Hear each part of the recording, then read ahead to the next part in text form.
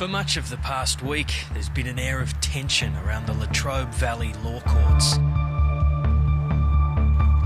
as lawyers and the media anxiously waited for a verdict in a criminal case which has captured international attention and leapt into the zeitgeist. Do you know what our hit time is, Tim? So they've been sequestered, so that means they're not going home, they're being put up in a hotel. In just the last 5 minutes, we've been alerted by the Supreme Court that a note has been passed to it by the jury. There has been no questions up to this point. We've been told the jury has now reached a verdict. The jury has reached this point after sitting through the testimony of more than 50 witnesses, hearing the arguments from both the prosecution and the defence. Now it has come to a decision on whether or not Erin Patterson deliberately poisoned her former relatives.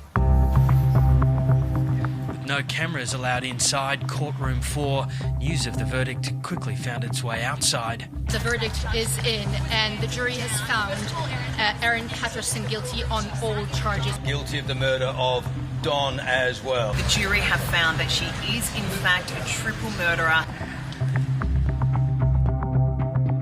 A jury of 12, 7 men and 5 women, have found the mother of 2 guilty of 3 counts of murder and 1 count of attempted murder.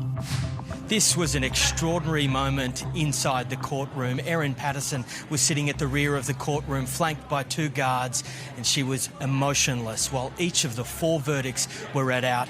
The family members of her victims were not there in court to see her taken away in custody.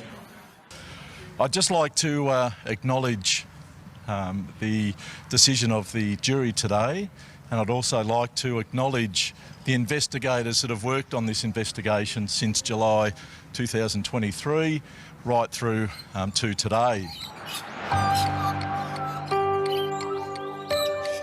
At her home in Leongatha in late July 2023, Erin Patterson invited her estranged husband Simon's parents, Don and Gail Patterson, over for lunch, as well as his aunt and uncle, Heather and Ian Wilkinson. Simon declined the invite.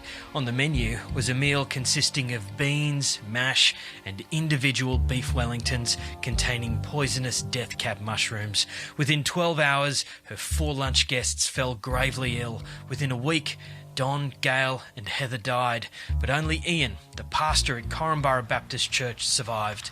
It was just really unusual that you would have potentially multiple people dying from a poisoning event at a home in country Victoria. That was unusual, but it took probably 48 hours for police to come out and then name Erin Patterson as a suspect. That's when it really took off. John Ferguson is the journalist who broke the story in 2023. Erin Patterson was arrested in November of the same year.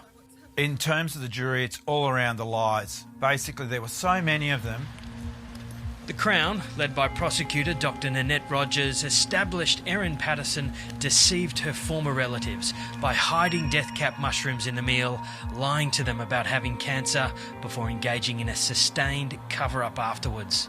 She lied in the police record of interview on August 5, 2023. She lied about saying she'd never foraged for mushrooms and that she'd never owned a food dehydrator, which she'd used then to distill the death cap mushrooms, to put in the paste in the beef Wellington to kill her guests. I mean, this is a really brutal crime full of intent. The day after the lunch, while 4 of her guests were gravely ill and fighting for their lives in hospital, Erin Patterson claimed she too was unwell with gastro.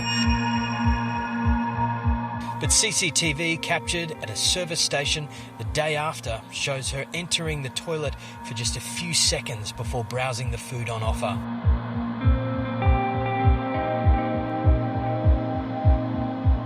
Amongst the trial exhibits released late today was CCTV vision from Leongatha Hospital 2 days after the lunch. Erin Patterson is seen attempting to leave the hospital after being told that her guests had become gravely ill and she may need urgent medical care.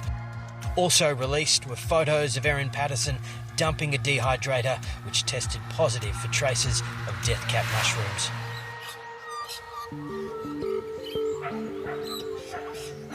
Erin Patterson maintained throughout the trial the poisonings were an accident. telling the court it was a chance she mistakenly picked death caps while foraging for wild mushrooms and unknowingly put them in the meal alongside other dried mushrooms she kept in her pantry. The prosecution did not argue a motive in this case. Erin Patterson told the jury she had a loving relationship with her former relatives and had every reason not to kill them. Ultimately, the jury rejected her version of events. I think it's very important that we remember that we've had three people. Three people have died, and we've had a person that nearly died and was seriously injured as a result, and that has led to these charges. I ask that we acknowledge those people and not forget them. 7:30 understands both the Patterson and Wilkinson families made a collective decision not to attend court for the verdict.